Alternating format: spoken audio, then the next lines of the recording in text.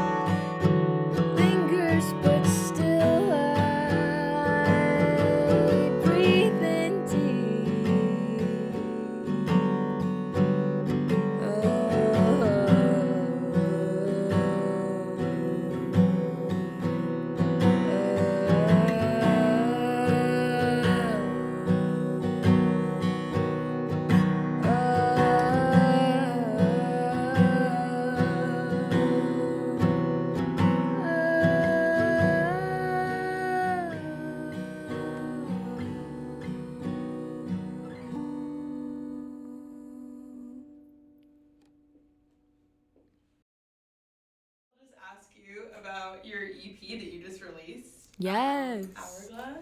Yes. What would you like to know? Well, so just in general, I'm kind of going to ask some questions that are all over the place. Cool. In general, I wanted to know what your writing process is like. And, I mean, this is kind of a separate question, but does, like, the melody always come for the lyrics? Yeah. Or, what's like that like?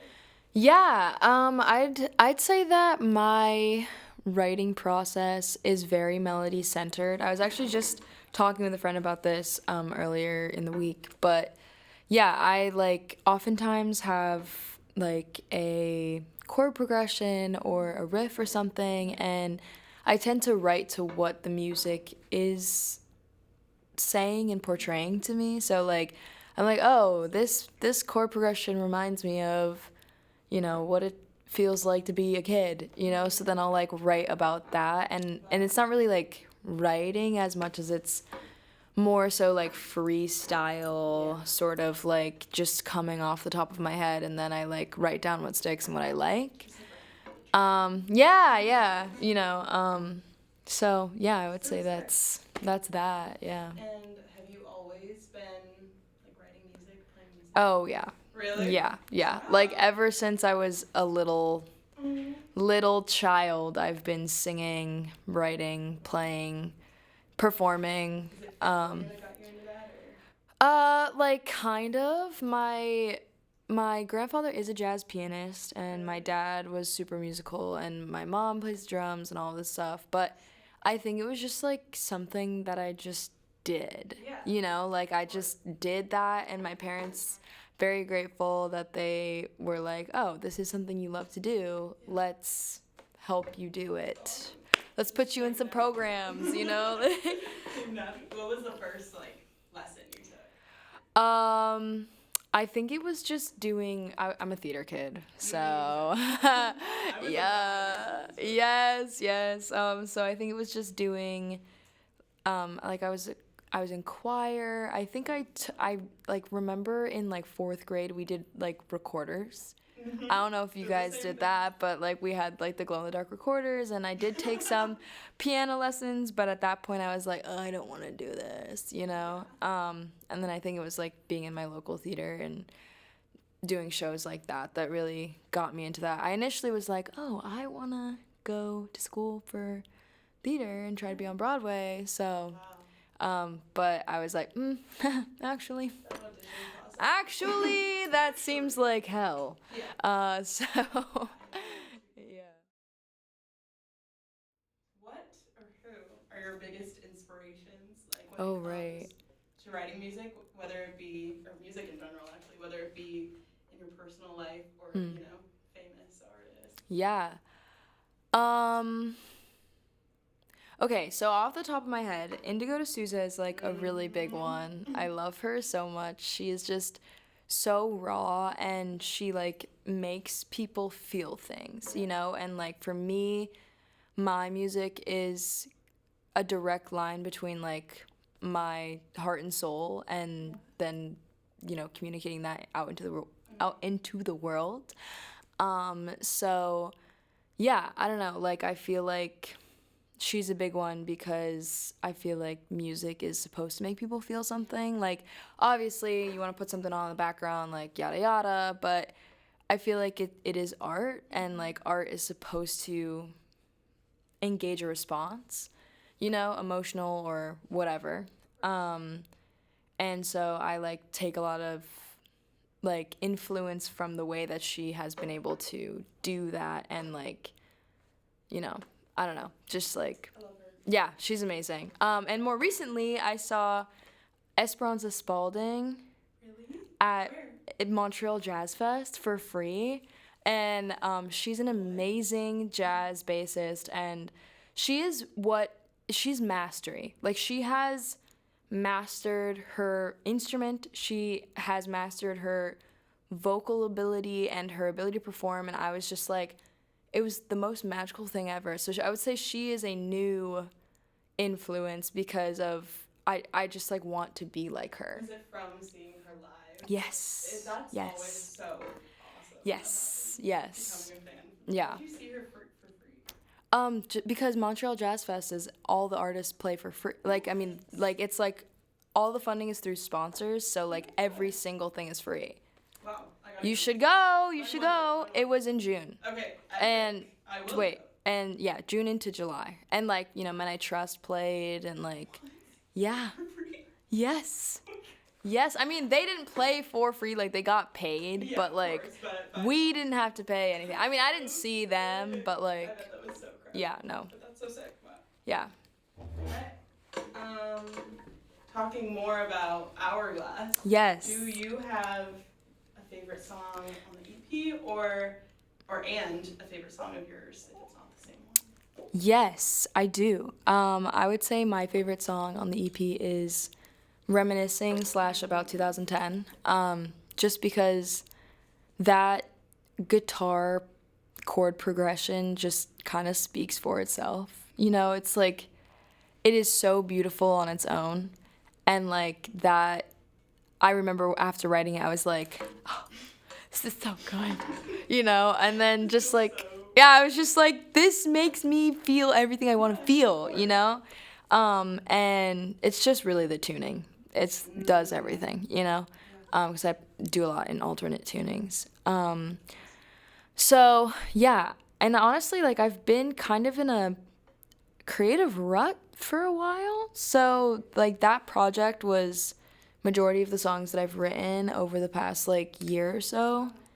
So I'd say as of right now, all my other stuff. I mean, granted, I'm my harshest critic, so I'm like, this song isn't that good, But I would say About 2010 is one of my favorite songs that I've written, and then production wise, I would say the end of Without Knowing, which is the last song on the track or on the record, is my favorite part of the whole thing. Yeah. So all these songs were from like the collection of the year over year. Did you kind of finalize and really produce them all at one time, or were they like all made at different?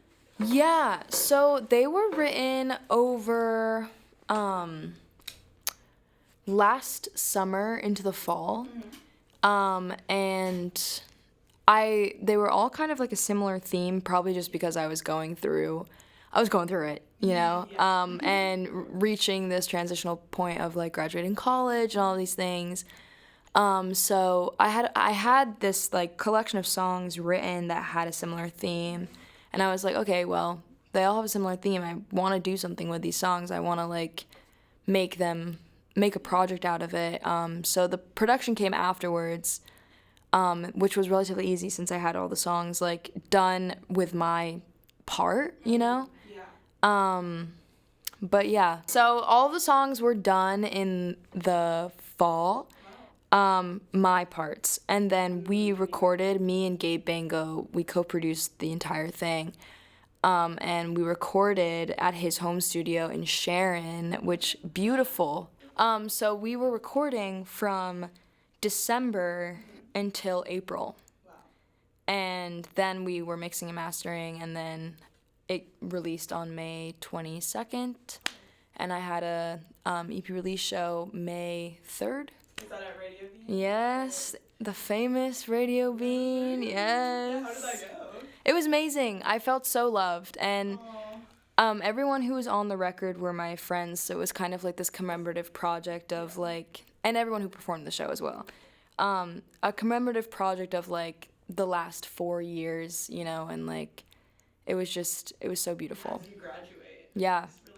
Wow. Yeah. Speaking of your graduation. Yes. I was wondering what you studied in college, and actually first, what did you study in college? I studied music, technology, and business, and critical race and ethnic studies. So, okay, so that yeah. actually then eliminates my question, which was like, do you think it's played a part in? Definitely, 100%.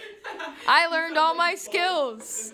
Like bulk wood. Yes, indeed. I learned all my skills and shout out all my professors. Graduated, and then Yeah. this summer, have you noticed a change from being a student artist to then now graduating? And I don't know if you've been playing any shows recently or anything like that, but what have you like noticed?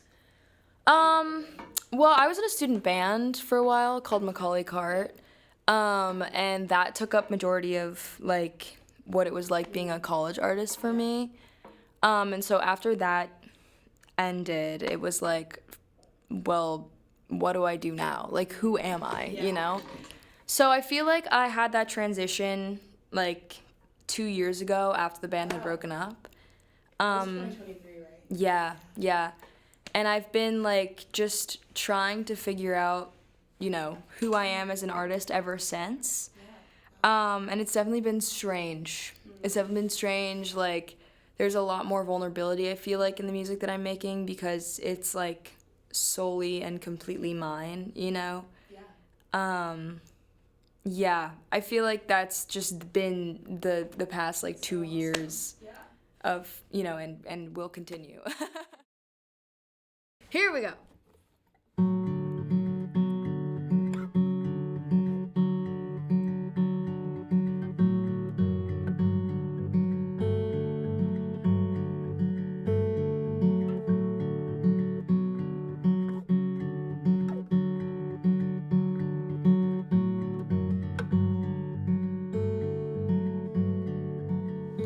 I wanna love like fall.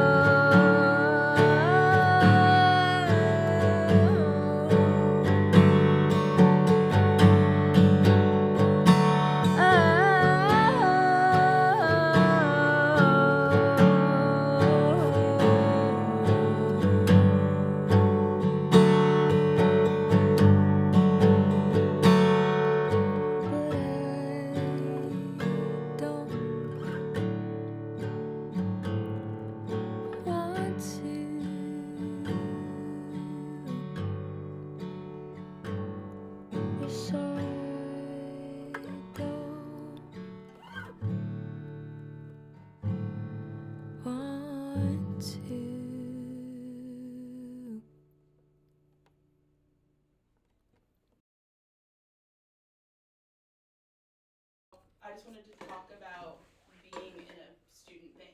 Yeah. For a little bit.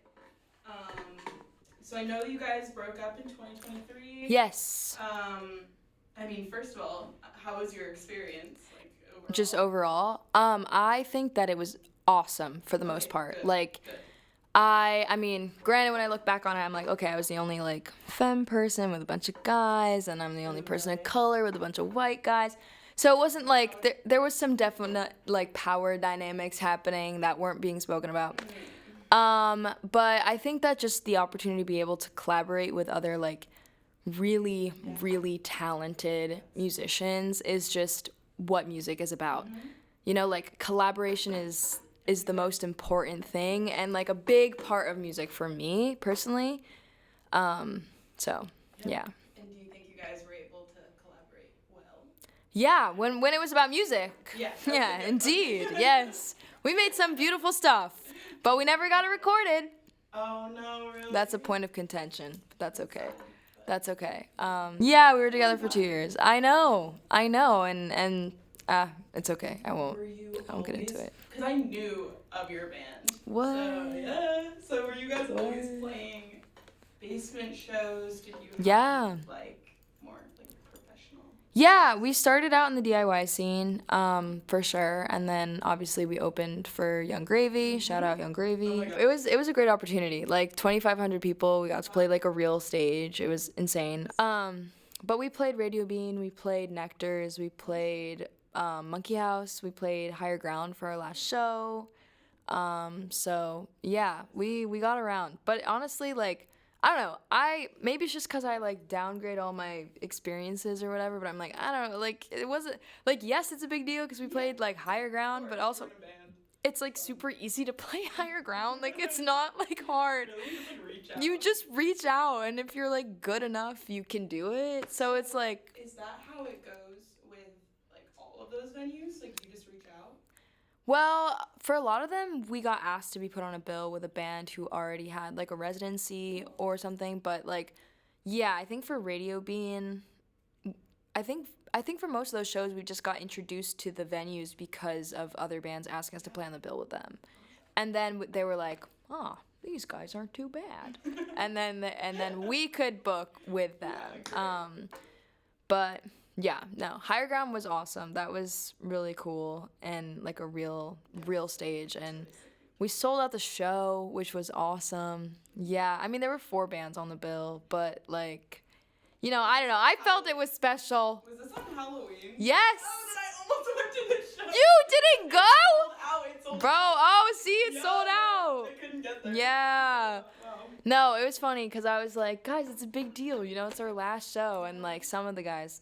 we're like, that's not a big deal. And I was like, guys, it's a big deal. We've been together for 2 years. Like, what? You know? But I don't know. They were just... the only girl in the group. I was. I would imagine that I was indeed. would be hard. It was. Trying to, like, have any kinds of...